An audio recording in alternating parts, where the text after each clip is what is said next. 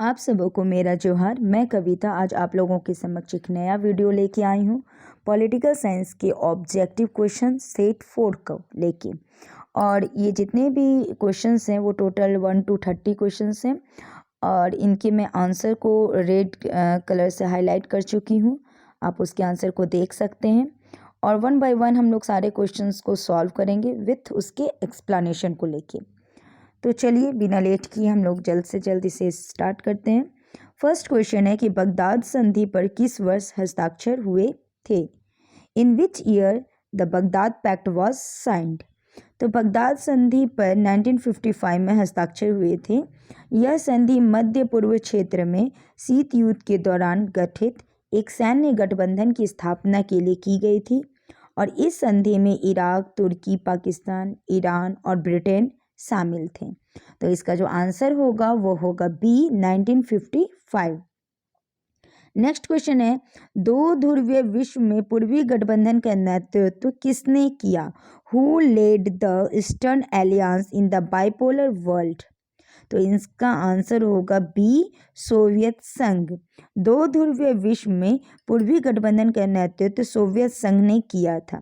यह गठबंधन पूर्वी यूरोप के देशों के साथ मिलकर बनाया गया था जिसमें पोलैंड, पूर्वी जर्मनी, हंगरी, बुल्गारिया, रोमानिया आदि देश शामिल थे। सोवियत संघ के नेतृत्व में यह गठबंधन पश्चिमी गठबंधन के विरोध में खड़ा था जिसका नेतृत्व अमेरिका कर रहा था। तो इसका आंसर होगा सोवियत संघ। नेक्स्ट क्वेश्चन है, किसने सोवियत संघ में सुधारों की शुरुआत की थी? Who initiate reforms in Soviet union? तो सोवियत संघ में सुधारों की शुरुआत जो थी वो मिखाइल गोर्बाचेव ने की थी। उन्होंने 1985 में सोवियत संघ की कम्युनिस्ट पार्टी के महासचिव के रूप में कार्यभार संभाला और उन्होंने सोवियत संघ में व्यापक आर्थिक और राजनीतिक सुधारों की शुरुआत की। उनके द्वारा शुरू किए गए दो प्रमुख सुधार थे ग्लासनोस्त जिसे खुलापन और पेरेस्ट्रोइका जिसे पुनर्गठन कहा गया है। ग्लासनोस्त का उद्देश्य सोवियत समाज में अधिक खुलापन और पारदर्शिता लाना था जबकि पेरेस्ट्रोइका का उद्देश्य सोवियत अर्थव्यवस्था को अधिक कुशल और प्रभावी बनाना था। कई बार ये क्वेश्चन भी आता है कि ग्लासनोस्त और पेरेस्ट्रोइका क्या है, तो मैंने आपको उसे एक्सप्लेन कर दिया है, आप उसके आंसर लिख लेंगे। इसका आंसर जो है वो है गोर्बाचेव। नेक्स्ट क्वेश्चन है, जर्मनी का एकीकरण कब हुआ था? तो व्हेन वाज जर्मनी यूनिफाइड? तो जर्मनी का एकीकरण 1990 में हुआ था। यह एक महत्वपूर्ण घटना थी जिसने जर्मनी को एक एकल राष्ट्र के रूप में एकीकृत किया। इससे पहले जर्मनी पूर्वी जर्मनी और पश्चिमी जर्मनी में विभाजित था, लेकिन 1990 में दोनों जर्मनियों के एकीकरण से एक एकल जर्मन राष्ट्र का गठन हुआ। तो इसका आंसर ए होगा 1990। नेक्स्ट क्वेश्चन है, ऑपरेशन डेजर्ट स्टॉर्म किससे संबंधित था? To which the operation desert storm was related? तो डेजर्ट स्टॉर्म जो था वो खाड़ी युद्ध से संबंधित था। यह ऑपरेशन 1991 यानी 1991 में इराक के खिलाफ अमेरिका और उसके सहयोगी देशों द्वारा चलाया गया था जब इराक ने कुवैत पर हमला किया था। इस ऑपरेशन का मुख्य उद्देश्य कुवैत से इराकी सेनाओं को बाहर निकालना और कुवैत की स्वतंत्रता को बहाल करने का था। तो इसका जो आंसर होगा वो होगा प्रथम खाड़ी युद्ध, first gulf war. Next question है, सद्दाम हुसैन कब पकड़ा गया? तो Saddam Hussain when was Saddam Hussain cout? तो सद्दाम हुसैन 13 दिसंबर 2003 को अमेरिकी सैन्य बलों द्वारा इराक के अद दावर शहर में पकड़ा गया था। इस ऑपरेशन को ऑपरेशन रेड डॉन नाम दिया गया था जिसमें अमेरिकी सैन्य बलों ने सद्दाम हुसैन को एक छिपी हुई जगह से पकड़ा था। तो इसका आंसर ए होगा 13 सितंबर 2003। नेक्स्ट क्वेश्चन है, निम्नलिखित में कौन आसियान का सदस्य है? तो which among the following is the member of ASEAN? तो सबसे पहले हमें ये जानना होगा कि आसियान में कितने सदस्य राष्ट्र हैं। तो आसियान में कुल 10 सदस्य राष्ट्र हैं और जिसमें Brunei, Cambodia, Indonesia, Laos, Malaysia, Myanmar, Philippines, Singapore, Thailand और वियतनाम है। और यहाँ हमारे पास 4 ऑप्शन है जिसमें भारत, पाकिस्तान, इंडोनेशिया और चीन है। तो जैसे कि मैंने आप लोगों को अभी नाम दिया था ब्रुनई, कंबोडिया, इंडोनेशिया, तो यानी इंडोनेशिया जो है वो आसियान का सदस्य देश है, इसीलिए इसका आंसर इंडोनेशिया होगा। नेक्स्ट क्वेश्चन है यूरोपीय संसद में कितने सदस्य हैं? How many members of European parliament? तो यूरोपीय संसद में वर्तमान में कुल 705 सदस्य हैं। यूरोपीय संसद को मेंबर्स ऑफ यूरोपियन पार्लियामेंट्स भी कहा जाता है। और ये सदस्य 27 यूरोपीय संघ के सदस्य देशों के चुने जाते हैं। प्रत्येक देश से चुने गए सदस्यों की संख्या उस देश की जनसंख्या के अनुपात पे तय होती है, लेकिन सभी देशों को न्यूनतम 6 और अधिकतम 96 सीटें आवंटित की गई हैं। यह संख्या 1 फरवरी 2020 को ब्रेक्सिट के बाद संशोधित की गई थी, जब यूनाइटेड किंगडम ने यूरोपीय संघ को छोड़ दिया था। तो इसका जो आंसर होगा वो होगा डी 705 या 705। नेक्स्ट क्वेश्चन है दक्षिण एशियाई देशों में सैनिक शासन सबसे पहले किस देश में स्थापित हुआ? तो दक्षिण एशियाई देशों में सैनिक शासन सबसे पहले पाकिस्तान में स्थापित हुआ था। पाकिस्तान में पहला सैनिक शासन जो था वो 1958 में अयूब खां के नेतृत्व में स्थापित हुआ था। तो यहाँ जो क्वेश्चन है in which of the South Asian countries the military rule was established first, यानी सैनिक शासन सबसे पहले किस देश में स्थापित हुआ? तो इसका आंसर ए होगा पाकिस्तान। नेक्स्ट क्वेश्चन है भारत से शांति सेना श्रीलंका कब भेजी गई थी? When the peace forces were sent to Sri Lanka from India. तो भारत में शांति सेवा श्रीलंका 1987 में भेजी गई थी। इसे भारतीय शांति रक्षा बल IPKF के नाम से भी जाना जाता है। इसका उद्देश्य श्रीलंका में तमिल विद्रोहियों और श्रीलंकाई सेना के बीच चल रहे संघर्ष को समाप्त करना और शांति स्थापित करने का था। तो इसका आंसर सी होगा 1987। नेक्स्ट क्वेश्चन है कि आज़ादी के समय देसी रियासतें थीं यानी कितनी थीं? On the time of independence princely states where. तो जब आज़ादी के समय भारत में लगभग 562 देसी रियासतें थीं। ये रियासतें ब्रिटिश भारत के अलावा भारतीय उपमहाद्वीप के विभिन्न हिस्सों में स्थित थी। इन रियासतों को 3 श्रेणियों में वर्गीकृत किया गया था: राज्य, सलामी राज्य और गैर सलामी राज्य। तो इसका आंसर जो होगा वो सी होगा 562। नेक्स्ट क्वेश्चन है नेहरू की मृत्यु के बाद उनका राजनीतिक उत्तराधिकारी कौन बना? Who becomes Nehru successor after his death. तो नेहरू जी की मृत्यु के बाद गुलजारी लाल नंदा ने पहले कार्यकारी प्रधानमंत्री के रूप में कार्यभार संभाला, लेकिन बाद में लाल बहादुर शास्त्री और कांग्रेस पार्टी का नेता चुने गए और वे भारत के दूसरे प्रधानमंत्री बने। तो इसीलिए इसका जो आंसर होगा वो होगा D Lal Bahadur Shastri. Next question है किस भारतीय राजनीतिक दल को छत्री संगठन के रूप में जाना जाता है? Which Indian political party is known as umbrellas organisation. तो कांग्रेस पार्टी को भारतीय राजनीतिक दल के रूप में एक छत्री संगठन के रूप में जाना जाता है, जिसमें विभिन्न विचारधाराओं और समूहों के लोग शामिल हैं।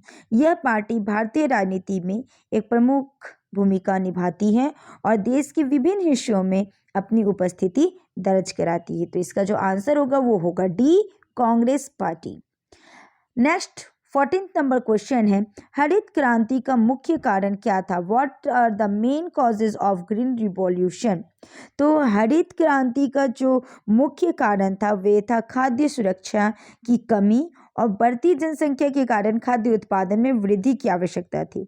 इस क्रांति का उद्देश्य देश में खाद्य उत्पादन को बढ़ावा देना और खाद्य सुरक्षा की स्थिति में सुधार करना था। तो इसका जो आंसर होगा वो होगा सी खाद्यान्न संकट, फूड क्राइसिस।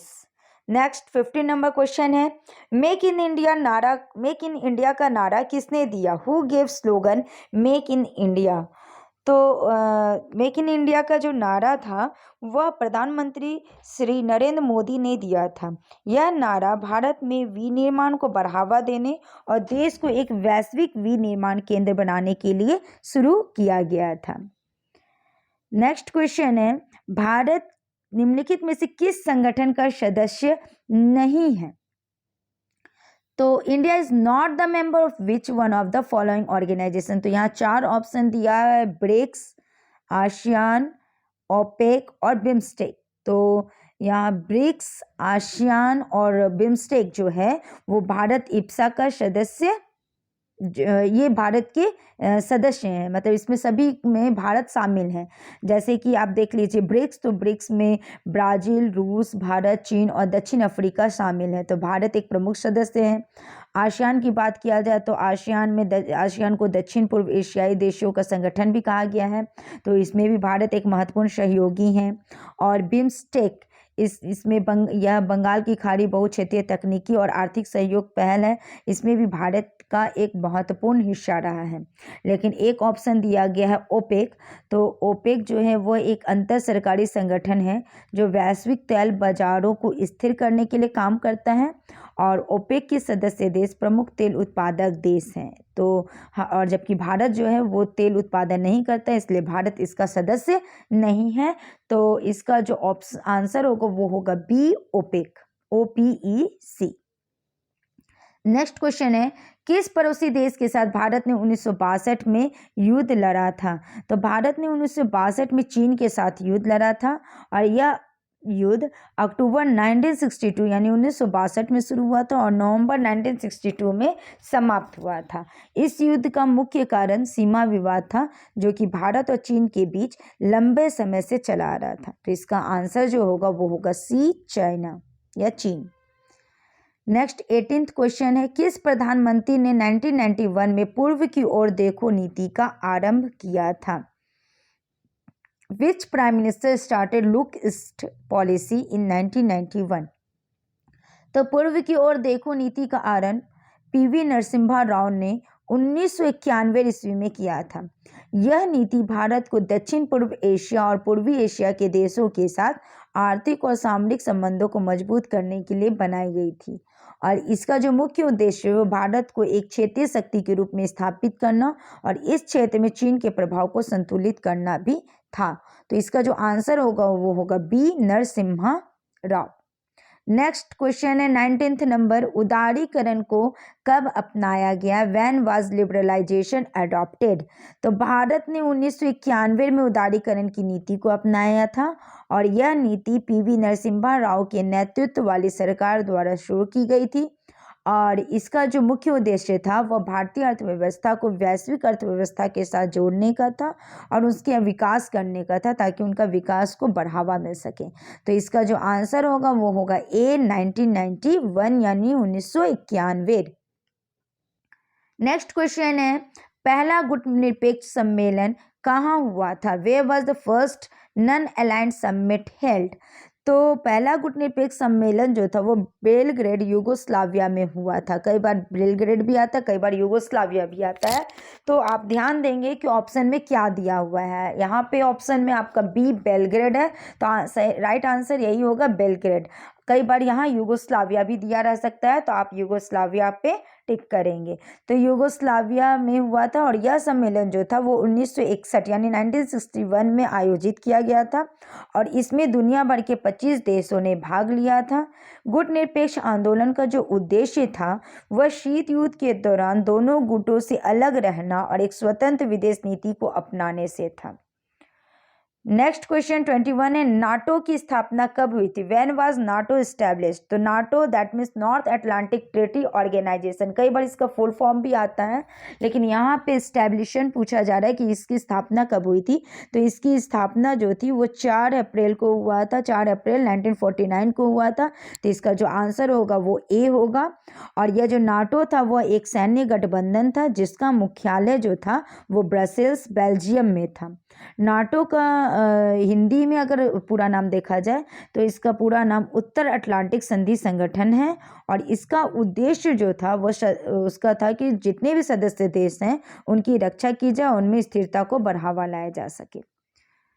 तो यही है नाटो। नेक्स्ट क्वेश्चन है, मिखाइल गोर्बाचेव कम्युनिस्ट पार्टी के महासचिव कब बने। When Gorbachev became the secretary general of communist party. तो मिखाइल गोर्बाचेव 1985 में सोवियत संघ की कम्युनिस्ट पार्टी के महासचिव बने थे। उन्होंने इस पद पर रहते हुए कई महत्वपूर्ण सुधार किए, जिनमें ग्लासनोस्ट यानी खुलापन और पेरेस्ट्रोइका जिसे पुनर्गठन शामिल थे। तो इसका जो आंसर होगा वो होगा 1985। नेक्स्ट क्वेश्चन 23rd नंबर है, सोवियत संघ के अंतिम राष्ट्रपति कौन थे? Who was the last president of Soviet union? तो सोवियत संघ के जो अंतिम राष्ट्रपति थे वो मिखाइल गोर्बाचेव थे। उन्होंने मार्च 1990 से दिसंबर 1991 तक सोवियत संघ के राष्ट्रपति के रूप में कार्य किया। गोर्बाचेव का कार्यकाल जो था वो सोवियत संघ के इतिहास में एक महत्वपूर्ण मोड़ था, क्योंकि उन्होंने कई महत्वपूर्ण सुधार किए, जैसे कि अभी मैंने पिछले क्वेश्चंस में भी बताया कि उन्होंने खुलापन यानी ग्लासनोस्त और पुनर्गठन दैट मीन्स पेरेस्ट्रोइका भी इसमें शामिल थे। उनके प्रयासों के बावजूद भी सोवियत संघ का विघटन हो गया था और दिसंबर 1991 में इनका औपचारिक रूप से अंत हो गया। तो कई बार ये भी आता है कि सोवियत संघ का अंत कब हुआ था, तो सोवियत संघ का अंत जो था वो 1991 में हुआ था, या सोवियत संघ का विघटन कब हुआ था, तो इसका भी आंसर 1991 होगा। और यहाँ पे कि सोवियत संघ के अंतिम राष्ट्रपति कौन थे, तो अंतिम राष्ट्रपति सी नंबर मिखाइल गोर्बाचेव थे। नेक्स्ट क्वेश्चन है 24, परमाणु अप्रसार संधि यानी NPT नॉन प्रोलिफरेशन ट्रीटी पर किस देश ने हस्ताक्षर नहीं किया था? तो which country has not sign in the non proliferation treaty? तो यहाँ 4 ऑप्शन दिए हुए, ईरान, उत्तरी कोरिया, भारत और चीन। तो आप देख लीजिए कि यहाँ पे ये जो परमाणु अप्रसार संधि पर हस्ताक्षर करने वालों देशों की सूची में कुछ देश शामिल नहीं थे, और कुछ देश शामिल जो नहीं थे उसमें हैं भारत, इजराइल, पाकिस्तान और दक्षिण सूडान। तो यहाँ पे जो आंसर होगा वो होगा भारत। इन्होंने दक्षिण एशिया क्षेत्रीय संधियों पे हस्ताक्षर यानी परमाणु अप्रसार संधि पर हस्ताक्षर नहीं किए थे, तो आंसर सी भारत इंडिया होगा। CTBT का फुल फॉर्म क्या है? अभी जस्ट मैंने इससे पहले आप लोगों को NPT बताया था, नॉन प्रोलिफरेशन ट्रीटी। तो इसी तरीके से यहाँ CTBT का पूछा जा रहा है कि इसका फुल फॉर्म क्या है, what is the full form of CTBT? तो CTBT का फुल फॉर्म होता है कॉम्प्रिहेंसिव टेस्ट बैन ट्रीटी। यह जो संधि है ये एक संधि है और यह परमाणु परीक्षणों पर रोक लगाने के लिए बनाई गई थी, ताकि लोग अपने परमाणु परीक्षण ना करें और उसका प्रयोग ना करें, इसीलिए इसको CTBT संधि को तैयार किया गया था। तो इसका जो आंसर होगा वो होगा A, comprehensive test ban treaty. Next question है, साम्यवादी चीन का उदय कब हुआ? When the rise of communist China took place? तो साम्यवादी चीन का उदय जो है वो 1 अक्टूबर 1949 को हुआ था, यानी 1 अक्टूबर 1949 को हुआ था, जब माओ त्से तुंग ने पीकिंग में लोक गणराज्य यानी चीनी जनवादी गणतंत्र की स्थापना की घोषणा की थी। और इससे पहले चीन में एक लंबे समय से गृहयुद्ध चल रहा था, जिसमें कम्युनिस्ट पार्टी ऑफ चाइना यानी CPC और कुओमिंटांग यानी KMT के बीच संघर्ष हो रहा था। तो इसका साम्यवादी चीन का जो उदय था वो 1949 में हुआ था। नेक्स्ट क्वेश्चन है, आसियान के कितने सदस्य हैं? How many members of ASEAN? तो आसियान में कुल 10 सदस्य राष्ट्र हैं, जिसमें Brunei, Cambodia, Indonesia, Laos, Malaysia, Myanmar, उसके बाद फिर आपका और भी